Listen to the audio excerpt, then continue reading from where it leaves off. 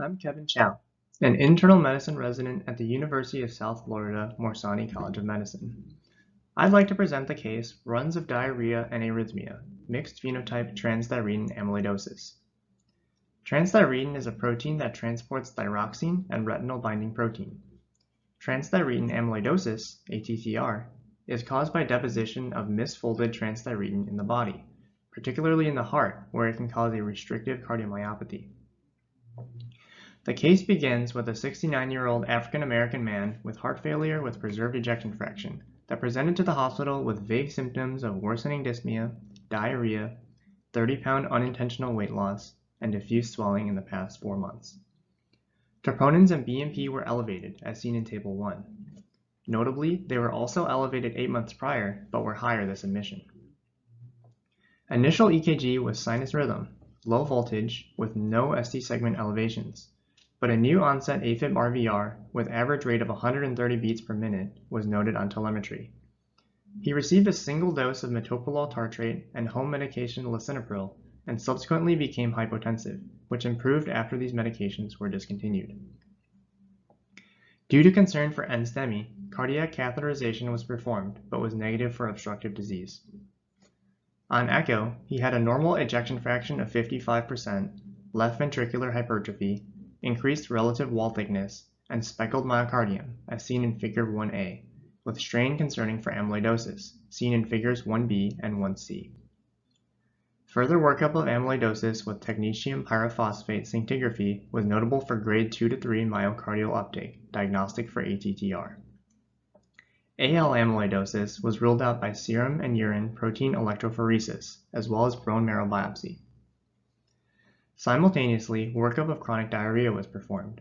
Fecal calprotectin was elevated. CT abdomen was notable for mucosal thickening of the terminal ileum, extending through the colon. Infectious workup for diarrhea was negative.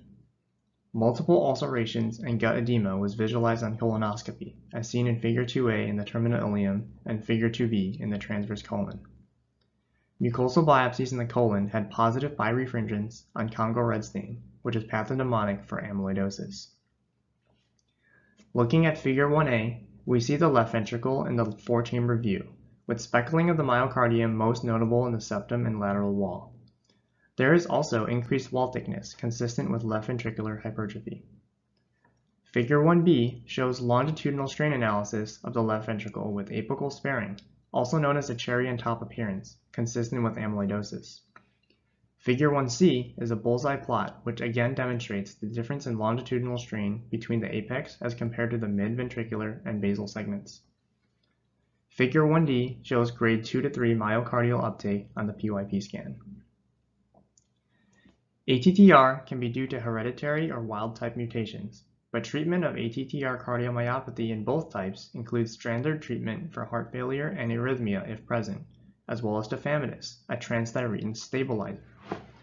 Tafamidis decreases all-cause mortality, but the benefit is only derived after approximately 18 months of treatment, as seen in the Kaplan-Meier curve in Figure 3. Because of its nonspecific presenting symptoms, ATTR cardiomyopathy is often misdiagnosed as garden variety heart failure. The decision to work up ATTR cardiomyopathy is based only on a high clinical index of suspicion.